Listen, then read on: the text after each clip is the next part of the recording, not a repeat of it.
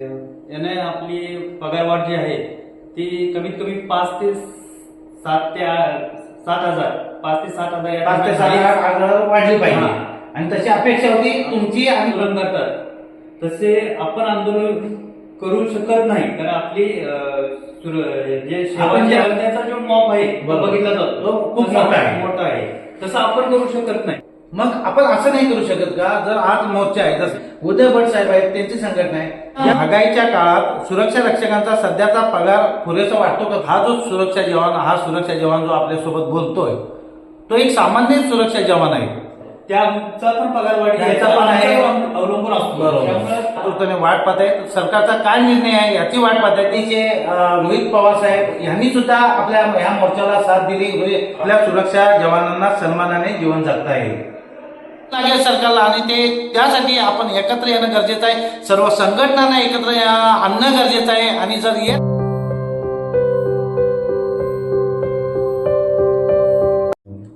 नमस्कार मंडळी मी परसू सुके पिपा परसू या यूट्यूब चॅनलच्या एका नवीन व्हिडिओमध्ये तुमचं सर्वांचं स्वागतच आहे.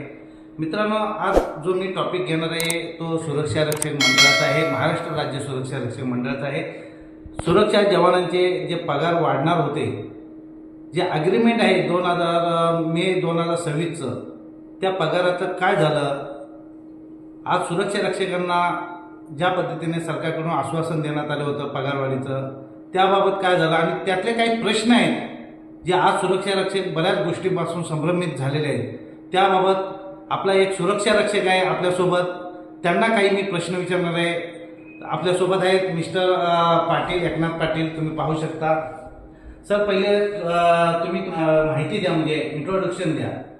नमस्कार, माझं नाव एकनाथ रामचंद्र पाटील. मला बोर्डात 10 वर्ष झाले. सध्या इथे 4 वर्ष झाली मला या युनिटमध्ये. ओके. तर पगारवाढीबद्दल आता साहेबांनी मुद्दा हे केला त्याबद्दल संघटनांचे प्रयत्न चालू आहेत आणि सरकार पण त्या याच्यावर चांगल्या प्रकारे वेतनवाढीचं आमचे हे करतील अशी आशा आहे. तर मित्रांनो पाटील साहेबांनी आपले इंट्रोडक्शन दिलेले आहे आपली माहिती दिलेली आहे. आपण त्यांना काही प्रश्न विचारणार आहे ते प्रत्येक सुरक्षा रक्षकांच्या बाबतीतले प्रश्न असणार आहेत. त्यांच्या मनात आता काय चाललं असेल अशा बाबतीतले मी काही मोजके प्रश्न शोधून काढलेले आहेत ते विचारणार आहे आणि त्यांचे उत्तर मी पाटील साहेबांकडून घेणार आहे. चला तर आपण प्रश्नाला स्टार्ट करू. मी काही नोट करून ठेवलेले आहेत प्रश्न ते मी त्यांना विचारणार आहे. चला तर पाटील सर मी काय म्हणतो पगारवाढ आणि भत्ते सुधारणा संदर्भातील जाहीर सूचना प्रसिद्ध झाल्यानंतर तुमच्याकडून म्हणजे तुमच्या काय अपेक्षा होत्या. आमच्या अपेक्षा म्हणजे चालू महागाई हे आहे त्याच्यापर्यंत याने आपली पगारवाढ जी आहे ती कमीत कमी 5 ते 7 हजार 5 ते 7 हजार वाढली पाहिजे आणि तशी अपेक्षा होती तुमची आणि प्रत्येक सुरक्षा जवानाची. सर्व सुरक्षा जवानांची तीच अपेक्षा आहे. बरोबर. कमीत कमी 5च्या वरती बरोबर. 7 पर्यंत याच्यामध्ये झालीच पाहिजे अशी बरोबर. सर्वांची हे आहे. तर आपण दुसऱ्या प्रश्नाकडे येऊ. दुसरा प्रश्न आहे 16 जून पासून पगारवाढ लागू होईल अशी चर्चा होती आणि तसं होणार सुद्धा होतं. मग आजपर्यंत ती लागू न झाल्यामुळे तुम्हाला काय वाटतं. लागू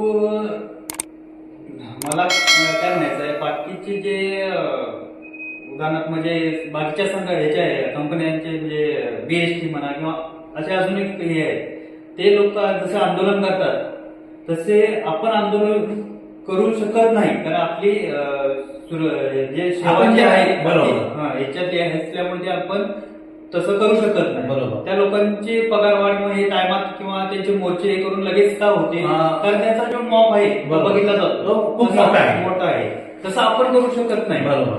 त्यामुळं त्याच्याकडे सरकार म्हणा आपल्याकडे दुर्लक्ष चालू आहे त्याच्याकडे. बरोबर. पण तुम्ही म्हणता की त्यांच्याकडे खूप मोठा मॉप आहे. मग आपण असं नाही करू शकत का जर आज मोर्चा आहे जसं उदय भट साहेब ठेवतात किंवा अन्य आपले बऱ्याच संघटना आहेत आपल्या सगळ्यांचीच मला नावं घेता येणार नाही. सगळ्या संघटना काम करतात पण काही मोजक्या ज्या संघटना आहेत त्या खरंच आवर्जून काम करतात. मग ह्या संघटना ज्यावेळी आपल्याला आपला मोर्चा करतात जसं संजय दादा पाटील यांची संघटना असेल किंवा पत्रकार राठोड साहेब यांची संघटना असेल हे कामं करणाऱ्या संघटना आहेत. उदय भट साहेब आहेत त्यांची संघटना आहे. ज्यावेळी संघटना मोर्चा ठेवतात त्यावेळी सकाळचा जो शिकवाळी माणूस काम करतो तो तर संध्याकाळला जाऊ शकतो, रात्रपाळीवाला जाऊ शकतो. त्याने काय होईल, आपला जो मॉप आहे तो मोठा होईल, वाढेल, संख्या वाढेल आपली आणि सरकारला जाग येईल. ते पण आपले सुरक्षा रक्षक कसं आहे माहिती, आपले जवान जे आहेत ना फक्त कारण देतात की ड्युटीवरून टाइम मिळत नाही, पण टाइम काढावा लागेल आपल्याला जर पुढे भविष्यात आपल्याला काय करायचं असेल तर. बरोबर ना? ते पण बरोबर आहे. आणि मला काय म्हणायचं आहे, सर्व संघटना आहेत ज्या बरोबर. काही 3-4 XYZ संघटना आहेत, सर्व संघटना एकत्र आल्या. बरोबर. एकत्र पगारवाढीसाठी एकत्र येऊन एकाच दिवशी प्रत्येकाने हे केला पाहिजे. बरोबर. आणि त्यावेळी तो आपला मॉप दिसला बरोबर, जाईल. एकच दिसला दिवस पाहिजे. ठरवून बरोबर. त्याच्यावर मोर्चा हे केला तर बरोबर. भरपूर फरक पडू शकतो. आपण तिसऱ्या प्रश्नाकडे येऊ. सध्याच्या महागाईच्या काळात सुरक्षा रक्षकांचा सध्याचा पगार पुरेसा वाटतो का तुम्हाला? पुरेसं तर नाही यायचं आहे. त्याने तुमचं घर चालतंय का, तुमच्या मुलाबाळांचं शिक्षण, तुमच्या आई वडिलांची सेवा तुम्हाला म्हणजे ह्या पगारातून तुम्हाला शक्य आहे का? शक्य नाही, काहीच होऊ शकत नाही. याच्यासाठी एकाच्या पगारामध्ये फॅमिली चालू शकत नाही. बरोबर. त्याच्यासाठी आपल्याला हे काम करून पार्ट टाइम 2-3 तासाचं कुठेतरी काम करावं लागतं. असं माझ्यासारखं बरेच सुरक्षा रक्षक ड्युटीवरून सुद्धा 1-2 तासाचं काम पार्ट टाइम करतात. बरोबर. त्याचं कारण हेच आहे, ह्या पगारामध्ये होत परवडतच नाही. नाही. कसं आहे मित्रांनो, हा सुरक्षा जवान जो आपल्यासोबत बोलतोय तो एक सामान्य सुरक्षा जवान आहे आणि त्याच्या मनातून हे प्रश्न जे मी विचारतोय ते त्याच्या मनातून निघणारी ही उत्तर आहे. त्याच्यामुळे ह्याचं उत्तर हे प्रत्येक सुरक्षा जवानाचं आहे. आज जे पगार आहेत आपल्या सुरक्षा जवानांना, त्याच्यामध्ये आपल्याला आपलं घर, आपल्या मुलाबाळांची शाळा, आपल्या आई वडील असतील त्यांची सेवा, या सगळ्या गोष्टी करायचं झालं तर शक्य नाही. एक सुरक्षा जवानाच्या आतून हा आवाज येतोय. बरोबर ना? आपण आता नेक्स्ट प्रश्नाकडे जाऊ. महाराष्ट्र सुरक्षा रक्षक आघाडीच्या वतीने उदय भट साहेबांच्या मार्गदर्शनाखाली काढण्यात आलेल्या मोर्चात मोठ्या प्रमाणात सुरक्षा रक्षक सहभागी झाले होते. बरोबर ना? तुम्ही या आंदोलनाकडे कसे पाहता? म्हणजे महाराष्ट्र सुरक्षा रक्षक आघाडीकडून उदय भट साहेबांच्या नेतृत्वाखाली जो मोर्चा काढण्यात आला त्यामध्ये मोठ्या संख्येने आपल्या सुरक्षा जवानांनी साथ दिली होती, मोर्चाला साथ दिली होती, मोर्चाला सपोर्ट केला होता आणि त्या मोर्चामध्ये सहभागी झाले होते. मग तुम्ही त्या मोर्चाला, त्या आंदोलनाला कशा पद्धतीने पाहता? मला या मोर्चाच्या ह्याच्यातून मला एवढंच सरकारला सांगायचं आहे की फक्त आपले बोर्डाचे सुरक्षा रक्षकांच्या म्हणजे आमचा मुंबईचे यांचाच पगार फक्त याच्यावर अवलंबून आहे. याच्या व्यतिरिक्त बाकीच्या 3-4 प्रायव्हेट कंपन्या आहेत सुरक्षा याच्या, त्यांचा पण पगार वाढ त्याचा पण आहे, अवलंबून असतो. बरोबर. त्यामुळे फक्त आमचाच नाही आहे, त्याच्या व्यतिरिक्त अजून बाकीच्या पण प्रायव्हेट कंपन्या आहेत खाजगी एजन्सी, त्या पण आमच्या याच्यावर थांबलेल्या आहेत त्यांचं पण वेतन. तर सरकारने मला म्हणायचं याच्यावर लवकर हे करून निर्णय घ्यावा आणि सरकार लवकर त्याच्यावर लक्ष देईल असं बरोबर अपेक्षा आहे माझी. नक्कीच आपण पण अपेक्षा करूया की सरकार यावर नक्की निर्णय घेईल. आणि ही फक्त मुंबई पुरते नाही, पूर्ण आपली 19 किती मंडळ आहेत आपली टोटल? 15 मंडळ आहेत, 15 का 16 मंडळ आहेत, मला पण आयडिया नाही. परंतु या पूर्ण मंडळाचा अवलंबून आहे मुंबईच्या पगारावर. कारण मुंबईचे पगार वाढल्यानंतर सगळ्या मंडळाचे निर्णय घेण्यात येतात. त्याच्यामुळे महाराष्ट्रातील सगळे सुरक्षा रक्षक सरकारकडे आतुरतेने वाट पाहत आहेत. सरकारचा काय निर्णय आहे याची वाट पाहत आहेत. त्याच्यामुळे नक्कीच आपण सगळी सुद्धा वाट पाहतोय. सरकारकडून लवकरच सकारात्मक काहीतरी निर्णय येईल असं आपण अपेक्षा करू, है ना? नेक्स्ट प्रश्नाकडे येऊ.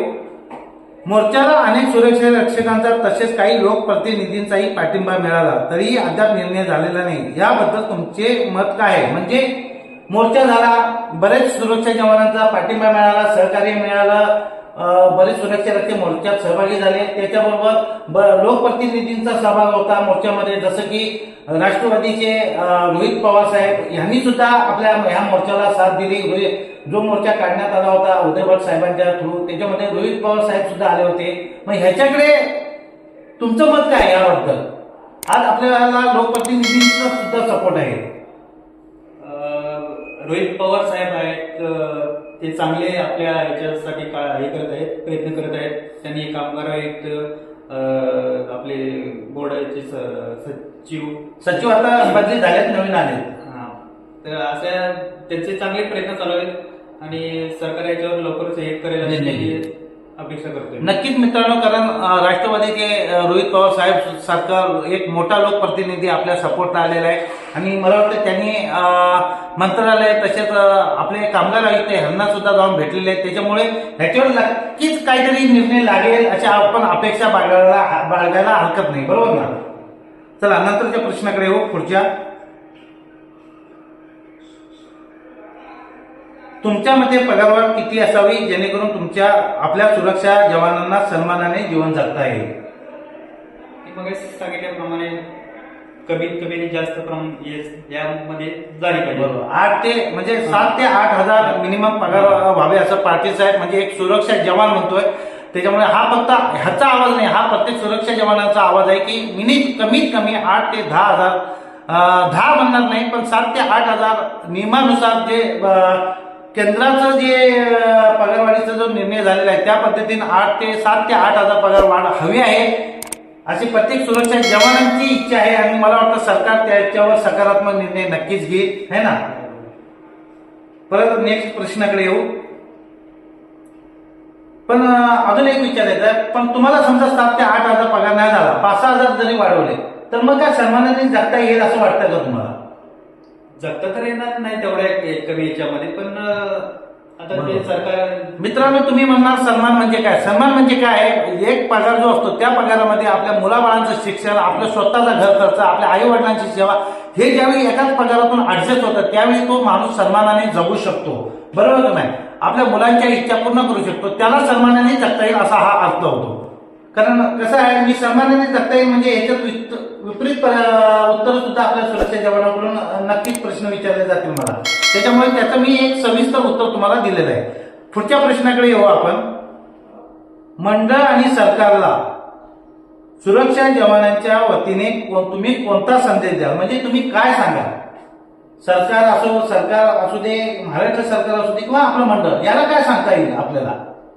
सरकारला मला एवढंच सांगायचं आहे की आपल्या सुरक्षा रक्षकांची संख्या, आपली प्रायव्हेट आणि आमची सुरक्षा रक्षक यांची टोटल 1,00,000-1.5 लाखाची टोटल हे होईल पूर्ण महाराष्ट्र मंडळात. 1.5 लाख पकडा, बरोबर.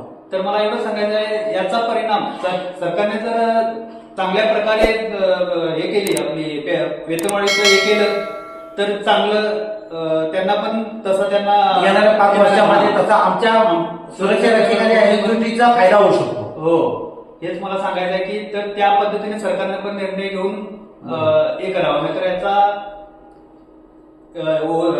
मतदानच्या याच्यावर पण परिणाम होऊ शकतो. नक्कीच मित्रांनो, जेव्हा सरकार सकारात्मकरित्या पगारवाढीच्या निर्णयाबाबत सुरक्षा रक्षकांचा सकारात्मक असेल, पगारवाढीबाबत सकारात्मक असेल किंवा पगार व्यवस्थित वाढवला तर नक्कीच येणाऱ्या 5 वर्षामध्ये आपल्या जवानांची जी एकजूट आहे ती सरकारच्या कामाला येईल. नाहीतर त्याच्या विपरीत असं होऊ शकतं की सरकारला सुद्धा कळेल की जर पगारवाढ व्यवस्थित झाली नाही तर सरकारला समजेल, सरकारला कळेल की महाराष्ट्रामध्ये सुरक्षा जवानांची ताकद काय आहे, एकजूट काय आहे. त्याच्यामुळे नक्कीच सरकारने सकारात्मक विचार करून लवकरात लवकर पगारवाढ करावी. पुढच्या प्रश्नाकडे येऊ. आता काही 1-2 प्रश्न आहेत आपल्याकडे.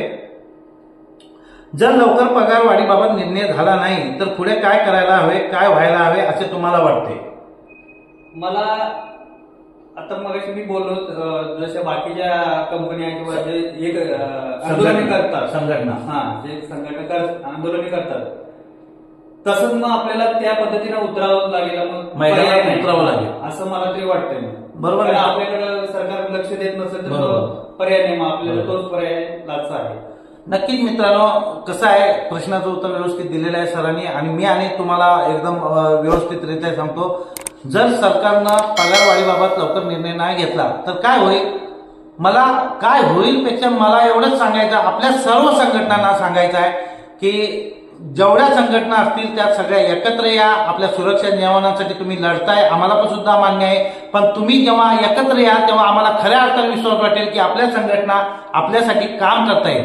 आणि मला वाटतं संजय दादा पाटील असतील, पत्रकार राठोड साहेब असतील, उदय भट साहेब असतील, तुम्ही सुद्धा सगळ्यांनी एकत्र या. आणि बाकीच्या ज्या संघटना आहेत, लक्ष्मण भोसले साहेब असतील, त्यांची संघटना असेल, अशा जेवढ्या आपल्या या मंडळामध्ये संघटना आहेत त्यांनी एकत्र यावं, आपल्या मंडळासाठी, आपल्या सुरक्षा जवानांसाठी एकत्र यावं आणि आपल्या सुरक्षा रक्षकांचा थोडा पगार वाढ करून घ्यावी. त्याच्यामुळे काय होईल, आपल्या सुरक्षा जवानांचा तुमच्यावरचा विश्वास आणखी वाढायला मदत होईल. एवढीच मी नम्र विनंती करू शकतो.